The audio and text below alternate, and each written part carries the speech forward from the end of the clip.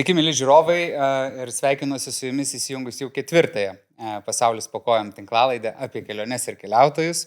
Ir šiandien aš esu labai laimingas, kad pas mus šitam nedideliam lėktuvo salone sėdi žmogus, kuris štai gal pasakysiu, nuo tada, kai aš supratau, kas yra kelionės, visada buvo žmogus, kuris Lietuvoje tai simbolizavo ir iki šios dienos sėkmingai tai daro. Tai yra žurnalistas ir keliautojas.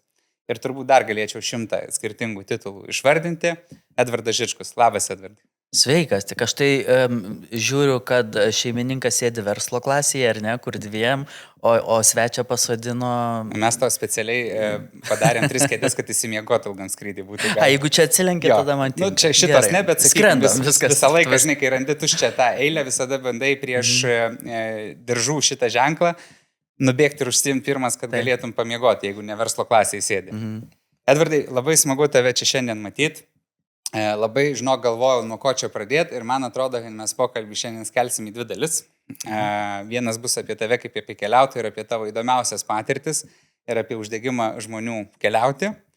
O antras, mes visada stengiamės kažką išliekamo mūsų laidose turėti, kad tu papasakotum apie tai, kur žmonės keliaus ateinančius kokius 3 arba 5 metus. Nes mados kelionėse jos egzistuoja, ar ne? Tai esi Elle Travel žurnalo redaktorius, tai tu apie tai, man atrodo, žinai geriau negu kas kitas Lietuvoje. Aš tokių dalykų prisiklausau, kad jeigu visa tai įvyks, ką kelionių tendencijų prognozuotojai planuoja, tai tiek tu, tiek aš po 5 metų galbūt jau galėsim kalbėtis kosmose. Tai... Va, netgi šitaip. Jau mes skečą, žinai, užkabinimui tikrai turėsim. Galėsiu pasakyti, kiek tai kainuoja ir keli lietuviai jau laukia eilėj. Tikrai? Taip.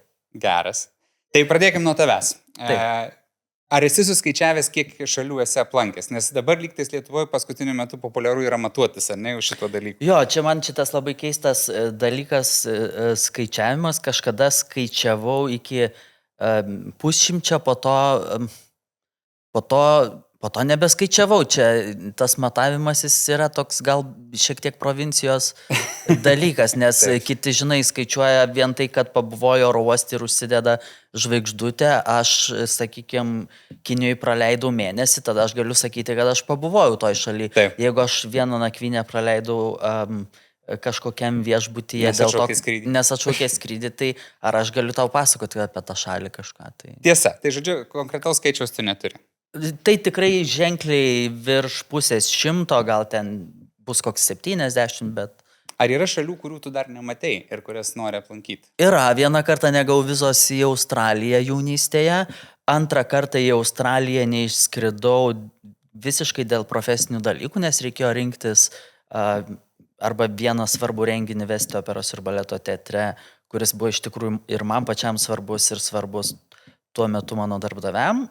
O kitoj pusėje buvo atostogos, tai aš atšaukiau tos atostogos. Ir 3 kartą nepavyko susiplanuoti kelionės į Australiją, nes pasaulį ištiko pandemija. Tai kažkodėl Australija yra ta šalis, kuri manęs vis dar nepriima. Ir nors aš būnu per žingsnį ir aš jau, ko gero, kai šita laida bus eterija, aš būsiu visiškai netoli Australijos, bet į Australijos dar nepasieksiu šiemet. Tai šiemet yra planuose? Šiemet dar nėra planuose. Supratau. Tai mes gal greičiau laidą šiek tiek ištęs. Kas Australijoje traukia tave? Kas traukia man, tai yra savotiškai atskiras žemynas su visiškai kitokia kultūra. Aš turiu ten nemažai draugų, kurie visą laiką juokiasi, kai sako, kad Australija yra kengūros, žinai, ir Sidnėjaus operos rūmai. Taip. Tai yra daug plačiau. Aš netgi buvau suplanavęs įspūdingą 15 dienų kelionę per Australiją traukiniu. Ja pažindinantis su šitą šalim traukiniu. Manau, kad ten yra viskas. Aukšto lygio kultūra, aukšto lygio gastronomija, menas. Manyčiau, kad mano viena iš mylimiausių destinacijų dabar yra Singapūras, į kurį aš visai netrukus sugrįšiu. Tai aš manau, kad Australija yra kaip didelis Singapūras, tik tai su dar daugiau visoko. Tu labai daug žinai apie keliones. Ar nėra taip, kad sugadina tą įspūdį kartais? Toks klausimas, šovęs ką tik gal. Nėra taip, kad sugadina tą įspūdį, kai tu nuvažiuoji kažkur, tarsi tu turėtum jau tam tikrų lūkesčių, nes tu labai daug domėjasi tą šalim, ar ne? Tu tiesiog verdi kelionių pasaulyje, tai nenori tam tikrą informaciją.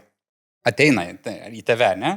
Nebūna taip, kad susigadina, bet, pavyzdžiui, ta pati Australija nėra tokio pojūčio, kad gal ten ne visai taip, kaip tu įsivaizduoji.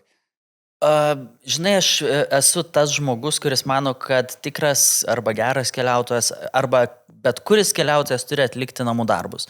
Aš juos visada atlieku. Aš stebiu kelionių tinklaraštininkus, stebiu kelionių leidinius. Aš pats galiausiai visą laiką internetinu, pavadinkim taip, viską apie tą šalį, susirandu vietinių žmonių toje šalyje, aš priklausau ten tarptautiniai žurnalistų bendruomeniai, tai turiu galimybę, sakykime, su vietos kolegom pabendrauti ir susidaryti tam tikrą įspūdį ar paprašyti patarimų, paglobojimo ir taip toliau.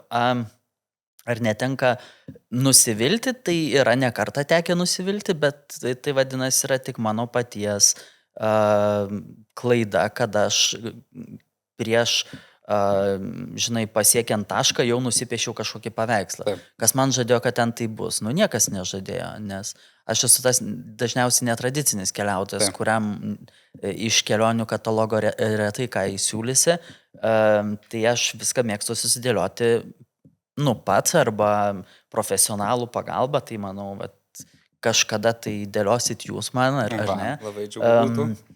Tai jeigu aš nusiviliu, vadinasi, kad aš neteisingai pasidariau namų darbus.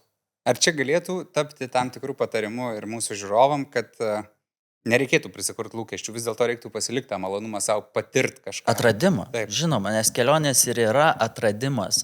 Kelionės yra tos patirtys, kurios keičia mus iš tikrųjų, kurios lieka ilgam, kurios kartais užgrūdina, nes būna tų patirčių įvairių. Ir lūkesčiai, jeigu tu galvoji, kad štai aš moku pinigus ir aš atsidursiu rojuje, nes taip parašyta reklaminėje skrajutėje ir tu neatsidūrei rojuje, tai tada arba tu per pigiai sumokėjai, arba rojus ne į tą pusę, arba tada tu nelabai supranti, kas tas rojus iš viso yra. Apie teigiamas patirtis, man atrodo, visi galim daug kalbėti, ar ne, kelionėse, visi mes randam jų įvairiausių, nuo kelioninių romanų turbūt iki labai skanių gatvės maisto kažkokių tai patiekalų ir tą šalį įsimylim turbūt tam eureka momente, ar ne? Bet man atrodo, labiausiai į atmintį įstringa visos ekstremalios situacijos ir visokie tokie įvykiai, kurių tu nei planavai, nei galėjai suplanuoti ir tave įtraukia, ar ne, tam tikra šalis arba destinacija. Ar yra buvę tokių momentų, kai tu buvai arti mirties, ar ne, kaip sukrėtė tave gerai ir kuriuos dar iki dabar atsimeni? Yra ir ne kartą. Vieną kartą tai buvo grinai dėl darbo ir tuo metu aš buvau visiškai pamišęs dėl savo televizijos projektų ir aš kūriau vieną kelionių projektą.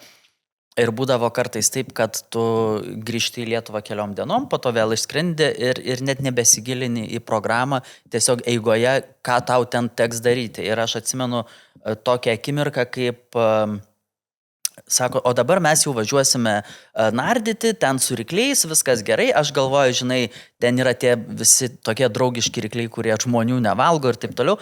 Ir staiga ten mane prengia hidrokostiumų, jau čia visą katą ir žiūriu kažkoks tai narvas ir aš sakau, klausykit, kaip įdomu, tai sako, čia dėl jūsų saugumo. Aš sakau, palaukit, o kas čia dabar bus? Tai sako, žiūrėkit, mes jūs patalpinsim į narvą, tas narvas su virvėmis leisis dugnan ir aplink plaukios rykliai ir jūs išgyvensit adrenaliną.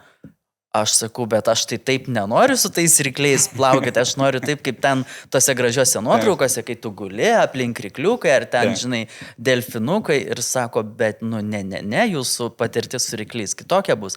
Ir aš atsimenu, po to vandenio aš ir visus įmanomus keiksmažodžius mintise pravarau ir visas įmanomas maldas. Ir aš galvoju, ir velnės tau reikėjo šitą galerą dėl kelių gražių vaizdų ir mini intrigos, kurią žiūrovas jau kitą savaitę pamirš, nes bus nauja laida ir nauja intriga. Tai čia buvo toks vienas, kaip sakant, kai savo norų per neapgalvojimą. Kitas momentas buvo O čia beje, kurioje šalyje buvo šitas nardymas? Čia, žinok, buvo labai jokingoje šalyje, Turkijoje. Su rykliais. Taip, Aha. bet toj netradicinėje Turkijoje. Taip. Tai kitas toks momentas, kai aš supratau, kad vis dėlto yra tam tikra pasaulio dalis, kai tu turi būti daug budresnis ir labiau visoko saugotis, tai aš keliavau po Venezuelą, tai žinojau, kad tai yra nesaugu, ten grobia žmonės. Taip. Ir tu važiuojant greitkeliu matai šalikelėje sudegintus turistų autobusus ir supranti, kad ten užpuolė tą autobusą. Tikėkime, žmonės išsigelbėjo arba galbūt ir neišsigelbėjo, jos apiplėšė, pagrobė ir panašiai. Ir iš Venezuelos mes iškeliaujam į Braziliją ir aš kažkodėl taip paimu atsipalaiduoju, galvoju, Brazilija yra visai kita šalis. Rio de Janeire dar pasisaugom, o viename iš miestų, kurio aš šiai dienai net pavadinimo neatsimenu, užsikabinu fotoaparatą, šortai, kuprinė, kažkur vaikštau, čia žiūriu įspūdingi pastatai ir staiga žiūriu, aplinkui dingsta žmonės, atlėkia motoroleris ir nušoka vyrukas su peiliu ir kažką rėkia ir puola. Ir aš suprantu tik taip natūraliai, kad aš turiu saugot fotoaparatą. Ir šiai dienai aš galvoju, kur tai tavo protas, žinai, ir visa tai pasibaigė grumtynėm ir pasibaigė man perištų pilvų sudaužytų fotoaparatų, bet aš tą fotoaparatą apgyniau. Tai streso ir po to išgyvenimo buvo tokio, kad tu matai, tai vis dėlto Latino Amerika yra Latino Amerika. Kitas momentas yra buvęs Hakasijui, tai yra visiškai Sibiro glūduma ir tai yra, kur civilizacija nežinau, ar kada nors šiaip ateis.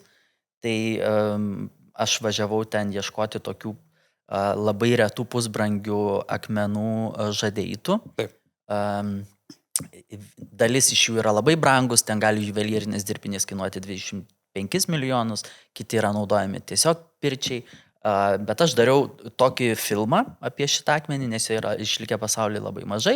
Jis yra kasamas tik rankom ir tik 5 vietose, tai žodžiu Venezueloje, Indijoje ir Hakasijoje. Hakasija yra tokia Sibiro dalis, kaip aš sakau, pasaulio užribis. Ir mes ten nuskrendam, tada galiausiai suprantam, kad mūsų vairuotojas yra kažkokio tai sunkvežimio vairuotojas, kuris yra absoliučiai girtas, kuris važiuoja tokiais šlaitiniais keliais nuplautais, kur su tuo sunkvežimiu nusirisi ir ten niekada neras nei sunkvežimio, nei tavęs ir net nesugebės tau ant antkapio iškalt, kur tu ten žuvai. Dingo be žinios būna. Dingo be žinios. Tada galiausiai mus ten pro tokius rastus plukdo pro Sajano Sušinsko hidroelektrinę, antrą pagal dydį pasaulį, į tokią salą, kur aš net nežinojau, kad atsidursiu toj saloj. Man tada aiškina, kad, žinai, šitoj saloje dirba tik tais labai dideli nusikaltėliai, kurie vietoj kalėjimo pasirinkę, tą pavadinkim, vergovę, darbo stovyklą. Čia elektra būna 2 kart per dieną, žinoma, kad nėra jokio televizoriaus, nieko. Ir čia valgom ką? Tai jeigu susimedžiojom lokį arba pagavom harį. Haris yra tokia žuvis įtraukta į raudonąją knygą, tai ją ten vos nežaliai druska ir valgo, o aš nevalgau jūros produktų. Apie lokį irgi kažkaip nepagalvau, sakau, o tai ką galima valgyti? Sako, iki mišką, ten yra dideli paparčių lapai, prisiskink paparčių lapų, tai tu juos pasikepsi. Ir aš iš tikrųjų valgiau kurį laiką tos paparčių lapus, tarptų visų nusikaltėlių, filmuodamas visą ką ir galvodamas, o tai čia kur čia mane atnešė ir kaip čia bus. Ir buvo vienas toks atvejis, kai nesupratau, dėl ko kilo konfliktas ten tarp kelių ženkliai degtinės įkalusių žmonių ir vienas iš jų išsitraukė didžiulį ginklą ir nusitaikė į kitą. Aš kaip toks ganėtinai civilizuotas žmogus bandau jų kalba, rusų kalba, žinai, aiškinti ir ten jūs eikit ten ir staiga tą ginklą atsuko į mane ir ten sako, čia tuoj mes su tavim viską išspręsim. Ir aš tada irgi suprantu, kad čia lauk kažkoks tai pasaulio užkampis, čia kur vėl tavęs niekada niekas nesuras ir įsikišai, kur tau nereikia. Tai įsivaizduoju, kiek tie kadrai būtų uždirbę pinigų, jeigu tu būtum filmavęs visą šitą reikalą? Dalis to reikalo buvo nufilmuota ir atsidūrė tarptautinėme filme, žinoma, ne su tais šautuvais ir ne su tais žaliom, draskomom laukinių žmonių laukiniam žuvim, bet, jaunystėje buvo tų tokių. O kas rašė, Edvardai, scenarijų šitą išvykai? Nes, jokių scenarijų nebuvo. Norėjau paklausti. Aš turiu omeny, kad tokiom išvykom scenarijaus nėra. Tu žinai misiją, mano misija buvo pamatyti, kaip atrandamas, žinai, šitas akmuo. Taip. Ir tai yra, taškai, tai jie tuo metu pasirodė, kad vienas įdomesnių taškų yra ta Hakasija, o kas aplink ten dedas ir kad tie nusikaltėliai ten būtent ir tą žadėjai ir kalą, tai niekas man nepasako ir jokio scenarijaus apie tai nebuvo. Tai buvo prieš kokį beveik 20 metų. Tai šiai dienai tai būtų tobulas realybės šou su beprotiškais reitingais. Man atrodo, ten niekas nepasikeitė turėtų būti. Ten niekas nepasikeitė, ten tuo metu aš galvau, vaikyti, nežinau, ten koks nors senų baisių rusų laikų, tai dar ir tai nebuvo pasiekę ten. Ten, žinai, nežinau, Giros Bačka savaitgaliais tai būdavo valdžios didžiausia dovana tiem liūdniem žmonėm, kurie niekada taip ir nepamatys gyvenimo ir nesužinos, kas yra toliau už jų tos hidroelektrinės ir tos visos šalies. Dabar matom, kai kažkas unitazus išsirovinė iš namų, ne? Mes matom tų vaizdų dar šiai dienai, kas mums elementaru atrodo. Edvardai, tu ką tik paminėjai, tai yra tarptautinio filmo dalis. Tu kaip kelionių žurnalistas Lietuvoje tik dalį savo kūrybos realizuoja, ne? Gal tu gali ir mum, ir man, ir žiūrovam papasakot, tai su kuo tu dirbi, ne? Manau, kad čia yra labai įdomu, nes iš tikrųjų, Lietuvoje nėra labai daug tokių žmonių kaip tu, man atrodo, ne? Kurie būtų, aš sakyčiau, tiek turintys kompetencijos ir talento realizuoti tokius projektus. Man per savo 20 kažkeliarių metų, ar ne, karjerą yra tekę dirbti su nemažai užsieniečių, kurie mane, sakykime, samdydavo tam tikram etapui, ten buvo vokiečiai, vieną kartą buvo amerikiečiai, kitą kartą tai buvo arabų šalis, dėl to, kad, sakykime, aš kalbu angliškai, rusiškai, jeigu jiems reikia mūsų, vadinkim, bloko šalyse, ne bloko šalyse, bet mūsų kraštuose žmogaus, kuris būtų tarpininkas, mentaliai suprantu, žinai, ir tuos hamus, rusus ir kai reikia, aš galiu persijungti, žinoma, dabar mes su to pasaulio dalim iš vis nieko nebeturėsim bendro, bet kažkada tai turėjom, tai aš sugebėdavau, kaip sakyti, išsigandusiam amerikiečių iš milžiniško televizijos kanalo padėti rasti bendrą kalbą su kokia nors, žinai, ten, nežinau, rankytėm mėsą plėšančią bobutę ir ten juos suvesti, ten padėti nufilmuoti ar eiti kartu ten plauti auksą su tais visais laukiniais žmonėm ar į anglių kasyklas, ar į kažkokius urvus lysti. Ar į Sibiro užribį, kaip tai sakai. Ar į Sibiro užribį. Tai toks kultūrinis mediatorius šiek tiek buvo, ne? Aš įsivaizduoju, nes ir prieš tą patį, kaip tu atsakai, 20 metų, ir mes dar nebuvom taip arti vakarų, gal kaip dabar esam, ar ne? Ir mes buvom kultūriškai tikrai galėjai rasti vietų ten, gal ne tiek žiauriai, kiek tu papasakai Sibirė, bet tikrai, man atrodo, ten kokiam, žinai, buvusiam kolūkį, ten tikrai galėjai rasti vietų, kur dar civilizacija nelabai buvo atėjusi ir ten tiesiog žmonės taip gyveno. Be galo įdomi šita vieta. Ar esi turėjęs kokių įdomių kelionių romanų?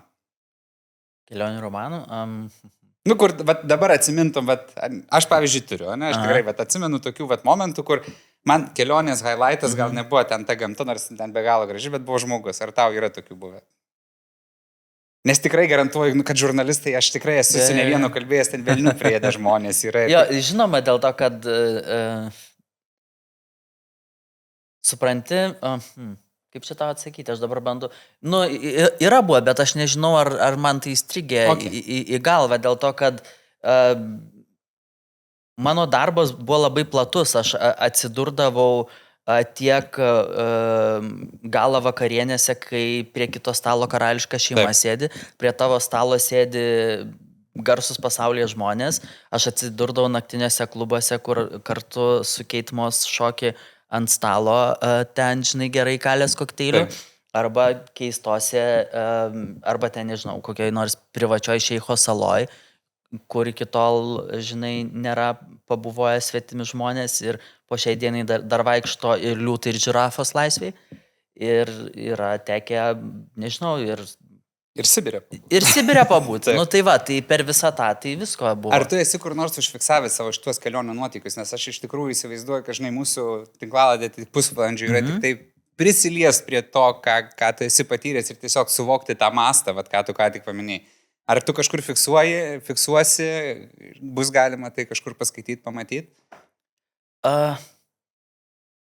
Čia toks klausimas šiaip. Jo, žinai, aš turiu namuose labai daug hardų, turiu dar tokių diskų, kur net nebežinau, ar yra tokių kompiuterių, kur tie flopikai įsikiša.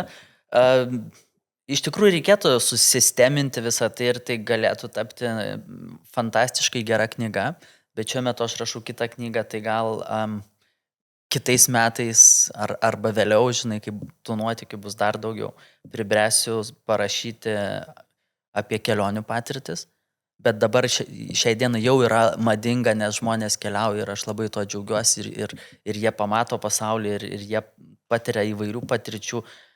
Mano tie tokie keiščiausiai prisiminimai, žvelgiant iš dabar, žinai, 40+ amžiaus žmogaus perspektyvos, jie yra susijęs su tuo metu, kai man buvo tik tais 20 kažkeli, bet aš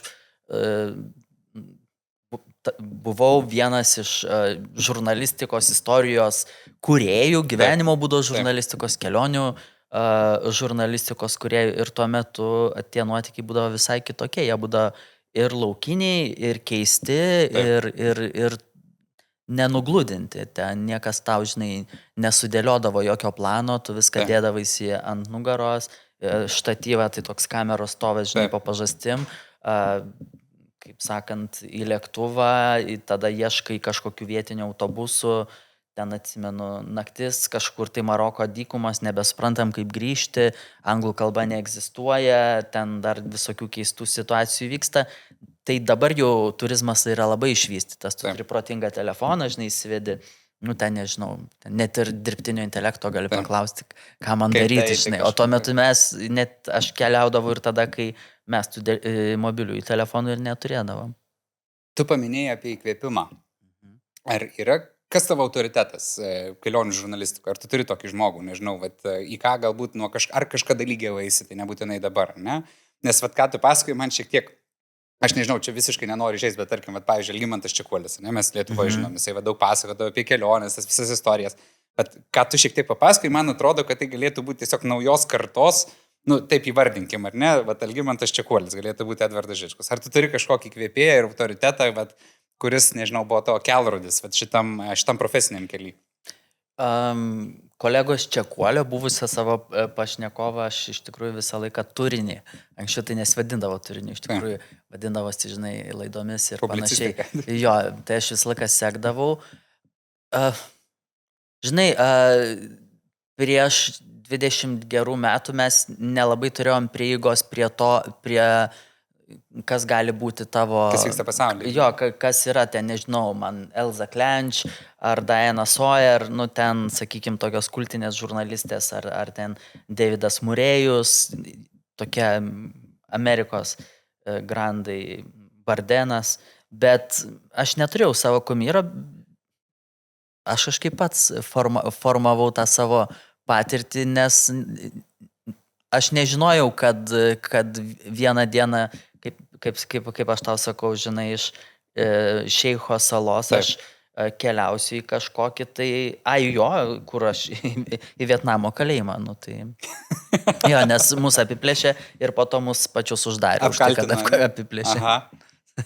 Taip, iš principo tu savo braižą kažkokį turi, ne? Nu, ten, aš įsivaizduoju, kad vis tiek įtaką kažkokią darė, ne? Tu vis tiek seki ir žiūri, bet braižą galim įvardinti, kad tu turi tokį savo, ne?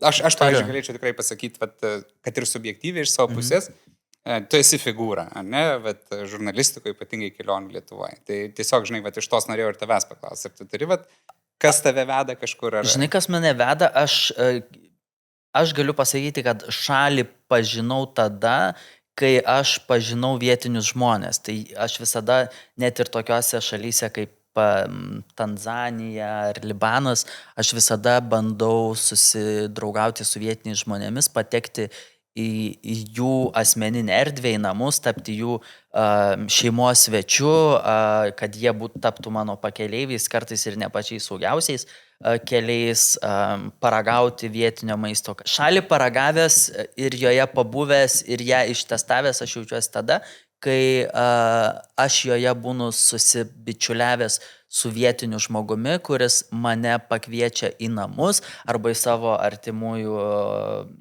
vestuves, tarkim, aš esu Uzbekistane buvęs vestuvėse, kur buvo 500 žmonių ir jie valgė plovą, ant plovo buvo dedamas virtas kiaušinis. Aš nesupratau iš viso nieko, iš kur tie 500 žmonių, prie ko čia tas plovas, o dėl ko tas virtas kiaušinis, bet man tiek visą tai vežė ir kad po to kvietė į svečius ir kad rodė visas jiems ypatingas vietas, ne mums atvykėliams nugludintas turistinės zonas, bet jiems ypatingas vietas.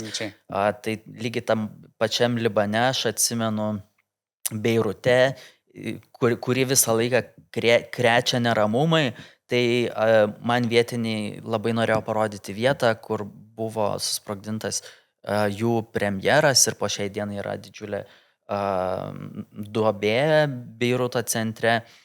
Ir aš atsimenu, tai irgi buvo toks pakankamai neramus metas, kai vidury nakties mums teko evakuotis iš viešbučių ir greitai išskristi iš to šalies, nes vėl ją atskriejo raketos ir atsimenu, kaip tie vietiniai žmonės labai pergyveno, ar mes čia saugiai jau pasiekėm Stambulą ir panašiai. Tai aš prisilietęs prie šalies sakau tada, kai man ją parodo vietinis, kai jis man ją leidžia paragauti, pajausti kultūrą, galiausiai pasišnekėti apie politiką, nors sako, žinai, kaip jie mato apie religiją ir aš niekada neprimetu savo nuomonės, aš niekada ten, sakykime, nediskutuoju, ar ten nesakau, žinai, kad jūsų diktatūra bloga, bet jeigu jie gyvena toje diktatūrai, man labai įdomu perprasti, kodėl egzistuoja diktatūra, ar ne, arba kodėl, tarkim, būnant Brunėjaus sultonate, kodėl žmonės gyvena taip skurdžiai, kad jų trobelės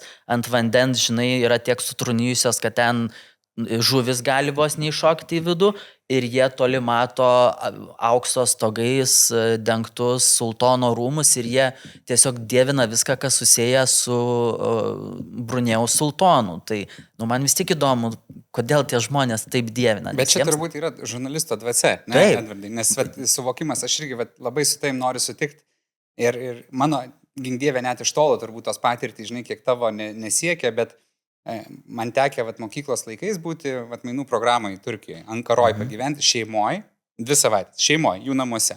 Ir aš visiškai tada suprantu, kodėl kultūriškai mes visiškai kitaip žiūrime į pasaulį, kodėl dabar Turkija taip, tarkim, ar ne, elgiasi vienaip, mes kitaip, visiškai turim visai kitą fundamentą istorinį, ar ne, jų ten Otomanų imperija, ten, žinai, pas mus kiti laikai šiek tiek, ko ten didžiuojamės. Tai tikrai turiu su tavim sutikti, kad turbūt ir žiūrovom tokį patarimą galima neduoti, kad norint šalį pažinti, tai turbūt reikia išvažiuoti iš viešbučio, kur all inclusive, ir nuvažiuoti į žuvų turgų, su ko nors pašnekėti, pabandyti užmegzti ten kažkokį ryšį, galbūt paieškoti netgi tų pačių lietuvių ten gyvenančių. Vėlgi jų suvokti požiūrį, ar ne? Beje, tai yra dalykas, kurį aš visada darau ir net ir toj pačioj Hakasijoje, apie kurią aš pasakau, aš atradau lietuvaitį tremtinį, kur tai buvo senukas, kuris tiek susigraudino išgirdęs lietuvių kalbą po, aš nežinau, keliasdešimties metų.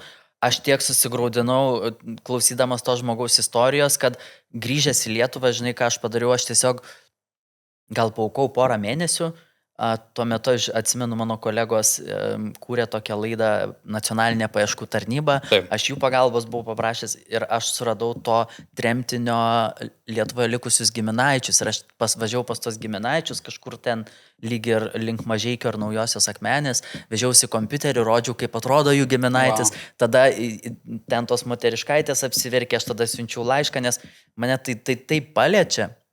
Ir jo, aš visur ieškau lietuvių ir be jų visur įmanoma surasti ir jų pagalba irgi labai galima gerai pažinti Nes tie šalį. likimai susipynę ganėtinai, ne? Tu matei labai daug istorijos lietuvių keliavime. Mes buvom šalis uždaryta, tada mes išsilaisvinom. Ir tada Dievas atsiuntė Egiptą ir Turkiją. Jo, čia yra momentas, ar ne? Bet turbūt turi pasiekti tam tikrą, žinai, keliautojų evoliucijos lygį, kad tu suvoktum, kad turbūt tai nėra panacėja kažkokia, ar ne? Ir tai vienintelė vieta, kur tu gali nuvažiuoti. Iš kitos pusės, mes matome ir iš tikrųjų šitam versle dirbdami, kad yra pakankamai saugu žmonėms važiuoti, nes jie nejaučia diskomforto dėl kalbos barjerų ir kitų dalykų. Jie tiesiog nori nuvažiuoti atostogų. Kaip keitėsi, Edvardai, šiaip apskritai, ką tu matei? Taip, Egiptas ir Turkija vis tiek liko, jie niekur nedingo. Viskas gerai, aš 25 kartus buvau Turkijoje. Tikrai, ir aš labai myliu tą šalį. Kaip keitėsi lietuvių, kaip keliautojų apskritai, jeigu mes taip trumpai galėtume šiek tiek apžvelgti evoliuciją visą, kaip įvyko, ar ne? Ir turbūt tada būtų faina paliesti turbūt tas ir ateities tendencijas, ką tu matai, ar ne? Kur tikrai mes keliausim, ką norėsim pamatyti, kas bus madingos tos kelionės. Tai pradėti nuo tų anų laikų. Kas buvo faina ir daug ir kaip dabar tai pavirto, žinai, šiai dienai. Aš manau, kad visada buvo dvi mūsų tautiečių grupės, ar ne? Vieni tie, kurie labai imlūs istorijai, kultūrai, menui ir net ir neturėdami galimybių keliauti, tai aš atsimenu, man buvo gal 13 metų, kai mano istorijos mokytoja įkalbėjo važiuoti autobusu į tuometinę Čekoslovakiją, nes dar nebuvo Čekijos ir Slovakijos, ir važiavo ir vyresnių žmonių, ir mūsų jaunimo, ir ten mes, nežinau, gal metus taupėm, ten 300 litų berods kainavo, ir tai nebūdavo, žinai, bėda, kad tu dalį laiko mėgi autobuse ant grindų, čia ekskliuzyvinė vieta, o šiaip tiesiog autobuse, tada kažkokiuose pakelės moteliuose, ir tu eini apžiūrinėti Vavelio pakeliui, Veličkos kasyklų, tada nukeliauji į Čekiją, ten Švento Vito katedra, visa kita, tada, žinai, Karlovy Vary ir panašiai, ir tu visą tai su tokiu drundalėtiniu autobusu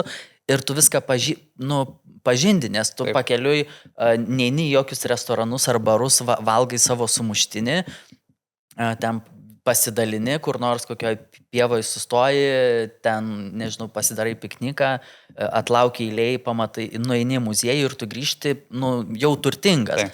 Bet tuo pačiu buvo jau atsiradusi ir ta kita keliavimo kultūra, kaip aš vis juokauju, Egiptas ir Turkija, žinai.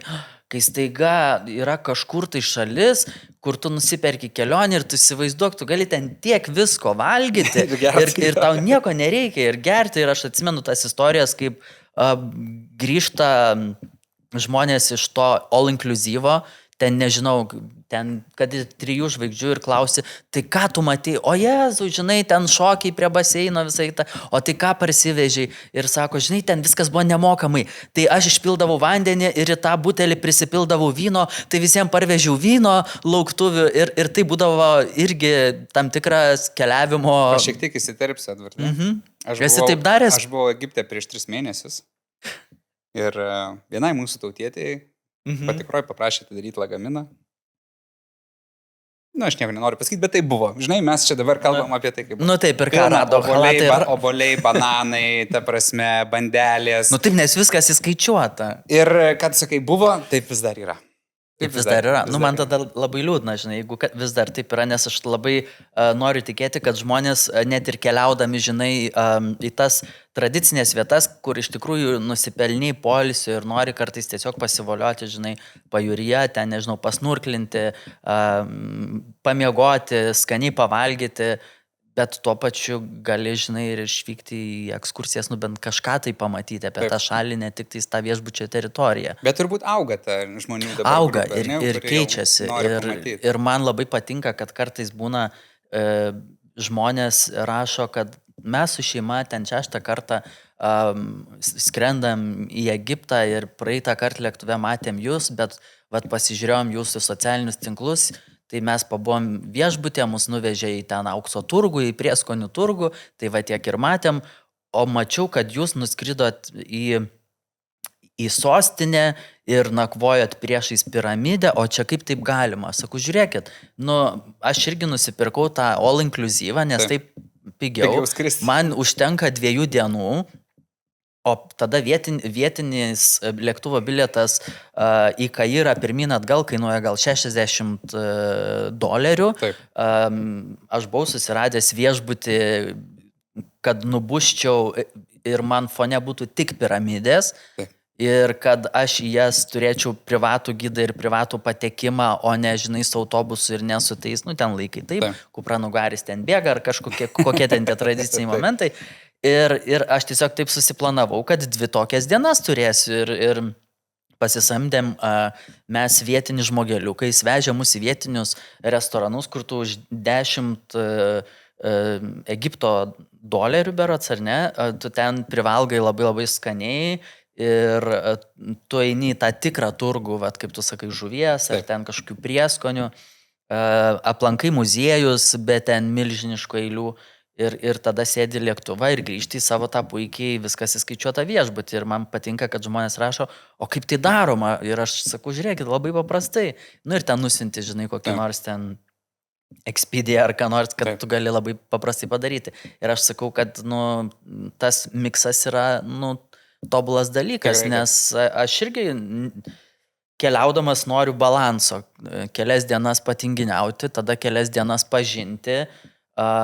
Nežinau, kažkokią tai dieną pasilinksminti, jeigu reikia ir pasišopinti, ar ne, tai balansas yra labai gerai. Labai, man atrodo, tavo, žinok, taikli pastaba ir labai tikiuosi, kad tikrai žmonės, kurie nepagalvojo niekada apie šitą dalyką, pagalvos apie tai ir iš tikrųjų pasieškos tų opcijų iš All Inclusive viešbučio, ta pati Turkija. Už tvoros išėjus tikrai ten yra ką pamatyti, ir ne tas pats Egiptas.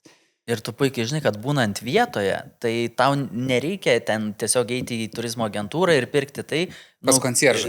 Pas koncieržą ir išleisti vėl ten, nežinau, 100 pinigų ar ten 50 pinigų, kad tave subūriu pakeliui praveš dar vėl į kokią kvepalų parduotuvėlę. Tu ten, jeigu pasidarai, kaip aš sakau, namų darbus, ar ne, tu gali suorganizuoti tokių įdomių patirčių arba ten, nežinau, man Turkija yra ir Kapadokija skrydis, oro balionų nakvynė, urve, ar ne, kas.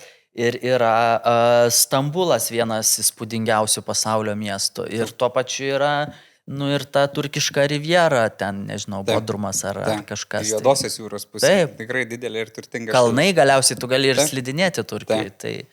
Pakalbėkim trumpai apie tendencijas. Aha. Kas bus madinga ateinančiais metais? Kur keliaus visi lietuviai ir dės į Instagramą istorikus ir nuotraukas ir video. Iš to, ką tu dabar žinai, kas tikrai atsidarys, nes mes pakalbėjom prieš laidą apie Omaną, pavyzdžiui, ne? Kaip tu minėjai, tu dar buvai jame prieš tai, kai visi apie jį žinojo, ne? Kažkada buvo Jordanija, ne? Nes atsidarė skrydis, sakykime, ne? Kur dabar keliaus lietuviai ateinančius 2 metus? 3 metus, nežinau. 2-3 metus, ar ne? Tos tradicinės kryptis, kaip, sakykime, jeigu Europoje, tai tautiečiai jau prieš porą metų atrado Maltą, nes kažkada buvo atradę Kiprą. Tolimesnės kryptis tai lieka Azijos, žinoma, Tailandas, Balis ir Vietnamas. Bet man, bent jau aš kiek dabar matau, tai žmonės dairosi ir tokių šiek tiek netradicinių keliavimo būdų, sakykime, pažinti laukinę Ameriką, ko aš irgi pats šiek tiek gyvenęs Amerikoje ir keliaujantis po Ameriką, man dar neteko skristi tik į Ameriką, kad keliauti po nacionalinius parkus, kanjonus, gyventi palapinėse arba ten išsipirkti galimybę pabūti su indėnais ir panašiai. Ir pasirodo, kad užklausų tokių vis daugėja. Ir tai tos vadinamos patyriminės kelionės, kad tu savo patirtį sietum, nežinau, su kažkuo tokiu važiavimu traukiniu, su galimybė povandeniniu laivu. Mes apie Rytų ekspresą kalbame, ne? Sakykime, gali būti Rytų ekspresas, bet lygiai taip pat yra Kanadoje įspūdingas traukinys. Beje, ateina ir pas mus kruizų mada, kur aš kažkada tai prieš 10 metį plaukiau kruizo ir visi sakė, o žinai, čia toks senukų išmislas, aš sakau, klausykit, hebra, aš per 3 savaitės taip pažinau Aziją, kad ir net ir tokiuose šalyse, kur labai sunku patekti, o tai yra toks nuostabus keliavimo būdas ir kad ten tų senukų yra mažoji dalis, tai kruizai tampa populiaru, bet jeigu pasižiūrėti taip toliau, tai aš žinau, tarkim, 2 lietuvaičiai jau laukia eilėje, yra vystomas pasaulyje kosmoso turizmas ir šiai dienai tai kainuoja žmogui 500 000 pakilti į kosmosą, atvirame kosmose praleisti 15 minučių ir po to nusileisti atgal į Žemę, tai 2 lietuvaičiai yra eilėje. Kitas momentas, kuris startuos kitais metais, nes pakelti į kosmosą kainuoja 500 000, kitais metais startuos, kad į Žemę pažvelgti iš orbitos, bet iš oro baliono, kuriame yra įrengtas viešbutis, tai tokia kelionė kainuos nuo 100 000. Oho. Taip, tai čia yra didelės sumos, bet Baltijos šalių žmonės yra tie, kurie jau laukia eilėje. Wow. Tai čia tie yra tokie individualūs keliautojai. O į kur pakryps mūsų akis, tai žinai, viskas labai priklauso nuo pasaulinės situacijos, į kur mes galėsim skristi, į kurią pusę skris lėktuvai, jeigu skris, arba į kurią nebeskris. Nes dar prieš 5 metus mums atrodė, žinai, kad tas pasaulis toks susitraukęs į tokį mažytį gumuliuką ir mes čia tą pačią dieną galim atsidurti bele kur. Taip. Po to paaiškėjo, žinai, kad dėja yra kitaip. Tai reikia tikėtis, kad į pasaulį grįžta į ką ir tada mums atsivers labai platus horizontai. O kol kas tai... Tradicinės kryptys.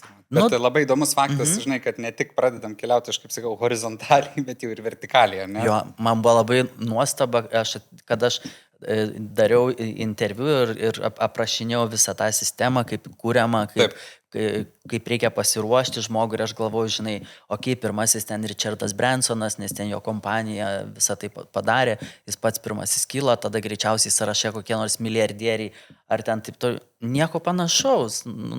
Vienas kaunietis, vienas šiaip žmogus ir tada man sako, žinai, tai yra gero brangaus automobilio kaina, bet jeigu mano garaže stovi 6 tokie automobiliai ir aš turiu 4 namus, tai kad aš pabuvosiu atvirame kosmose, tai man liks visam gyvenimui. O tos mašinos jos vis tiek, po kurio laiko, nežinau, iš ten. Plus, kad, kaip ir tu minėt, Vardai, turbūt yra momentas, kad čia tas ir yra turbūt, ar ne, deficito ekonomika, kad tu nebūtinai ir papulsi tenai, kaip ir rankinės kokios nors nebūtinai per gyvenimą gausi. Taip, nes tai yra eilė, kurioje tu turi išlaukti ir kad kai ateis tau metas, patikrins tavo sveikatą, ar tau leis sveikata, vadinasi tu, ir aš manau, kad tas pats laukimas suteikia savo žavesį. Negali nuėjęs tiesiog į Maksimą dabar nusipirkti. Ne. Fainai. Edvardai, mūsų laikas, žinok, ne tik ištirpo, mes dar šiaip laidos trukmę ir viršėm, bet taip mes, žinok, ir gyvenam čia šitam podcast'e, kad tiek yra tų istorijų ir aš galvoju, kad gal mes ne paskutinį kartą čia susimatysim ir gal praeis šiek tiek laiko, tu pasieksi Australiją, grįžti su daugybė įspūdžių. Čia nežinau, kur belsti, nes ta Australija, tikiuosi ten suveiks, taip. Tai tikiuosi, kad jau būsi pabuvojęs ir užsuksi pas mus dar kartą papasakoti apie Australiją. Tokia mūsų iš tikrųjų laidos misija yra, kad galėtume mes Lietuvos keliautojų šiek tiek apšviesti apie vietas, kurie dar nebuvo ir įkvėpti tenai pabuvoti. Jo, tai o aš iš jūsų dabar išskrisiu į Maldyvus, į savo beje mylimiausią šiuo metu atostogų kryptį, nes tai yra labai daug salų, o grįžtant nuvešiu savo šeimyną į savo mylimą miestą Singapūrą, nes irgi tai bus toks ir malonus, ir pažintinis dalykas. Aš dar, žinai, tikrai norėjau klausti, kodėl tau tai patinka Singapūras, bet aš pasiliksiu kitai laidai, nes turbūt bus pakeliui į Australiją, ten dažniausiai yra tas persėdimo taškas. Tai man atrodo, kad mes tikrai paliksim antrai. Mes visada netuščiom savo pašnekovom ir norim jiem labai padėkoti už visą tai, ką jie šiandien atidavė ne tik mum, bet ir visiems žiūrovom. Čia yra termopodelis Primum Travel ir tikiuosi, kad kai pirmas gurkšnis pasieks tavo gomurį iš jo, primins apie šitą mūsų smagų pokalbį. Tai Edvardai, labai noriu padėkoti tikrai dar kartą, kad šiandien buvai su mumis, kad skyrei savo laiko, kompetencijos ir istorijų ir tikiuosi, kad ne paskutinį kartą. Ir ačiū, kad kalbat apie kelionės. Aš tikiuosi, iš jo galima viską gerti, ne tik vandenį. Taip, jisai ir šaldo, ir šildo, ir žodžiu, mes pridėsim instrukciją, žinai, tikrai ten galima įsipilti ir... Žinai, kopiant į šaltą kalną, tai kartais, Tikrai patikėk, jau aš savo turiu visokių substancijų. Nes aš jaučiu ir saviginai geras dalykas. Taip, dalykas. labai apgaulingas šitas reikalas. Čia beveik litras telpa, tai net nesavo visai kompanijai kartais galima tikrai pasimti. Tai ačiū tau labai. O aš noriu atsisveikinti su jumis, žiūrovai, ačiū tikrai, kad šiandien buvot 4. mūsų Pasaulis po kojom serijoje. Šiandien turėjom tikrai nuostabų pašnekovą, Edvardą Žičkų, su kuriuo tikiuosi, kad tai buvo ne paskutinis kartas čia, o su jumis mes pasimatysim jau po savaitės 5. mūsų serijoje. Iki pasimatymų. Ačiū.